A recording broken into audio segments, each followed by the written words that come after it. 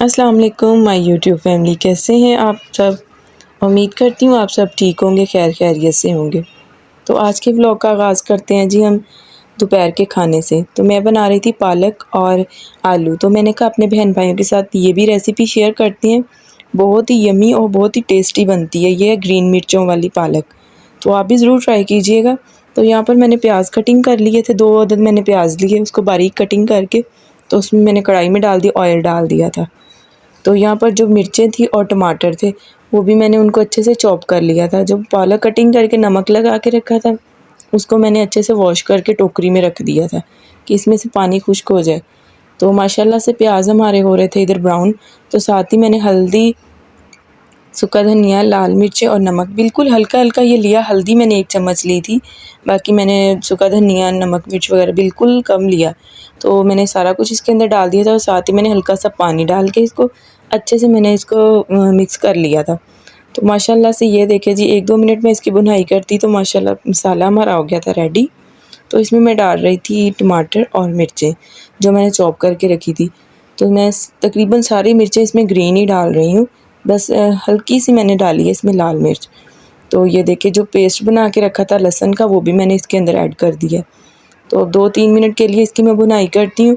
फिर जो मैंने पालक रखी हुई थी वॉश करके, तो ये देखिए प्लेट में कितना सारा पानी है, तो वो पालक भी मैं इसके अंदर डाल रही थी। पालक को तकरीबन आपने 10 से 12 मिनट के लिए अच्छे से भुनाई करनी है मसाले के अंदर। तो ये देखिए मैं इसको अच्छे से मिक्स कर रही थी और मैंने इसको भुनाई कर ली थी पालक की। तो अब मैं इसके ऊपर लगा के रख देती ढक्कन। तो ये देखिए पहले इसको आपने ढक्कन नहीं लगाना, पहले आपने इसको ऐसे ही बनाना है। तो माशाल्लाह से ये देखिए भुनाई के बाद इस तरह हो गया था, इसका लुक चेंज हो गई थी, काफ़ी कलर ही चेंज हो जाता है। तो अब मैं इसके ऊपर ढक्कन लगा के इसको रख रही थी तकरीबन 15-20 मिनट के लिए। जब 15-20 मिनट के बाद मैंने इसको खोला ढक्कन, तो माशाल्लाह से ये देखिए पालक कैसे पता चल रहा था कि अच्छे से हो गई है, गल गई है। तो इसमें जो आलू कटिंग करके वॉश करके रखे थे वो आलू भी मैंने इसके अंदर ऐड कर दिए थे। तो अब आलू को भी मैंने तकरीबन 10 मिनट के लिए भुनाई करना था। हल्की हल्की आंच पे इसको भुनाई करना है, तेज़ नहीं करनी आग, क्योंकि अगर तेज़ आंच करेंगे तो ये जल जाएगी। तो बिल्कुल मीडियम फ्लेम इस तरह इसको करना है आपने ना, लाइट सी मतलब हो आंच। तो ये देखिए फिर मैंने इसको ढक्कन लगा के रख दिया था। एक दफ़ा मैंने इसका ढक्कन खोला है 20 मिनट बाद, तो अभी मुझे लग रहा था कि आलू कुछ कच्चे हैं। तो मैंने फिर से दोबारा से इसको मैंने रख दिया था पकने के लिए। तो ये देखिए मैंने आलू को देखा चेक करके, तो आलू अभी कच्चा था।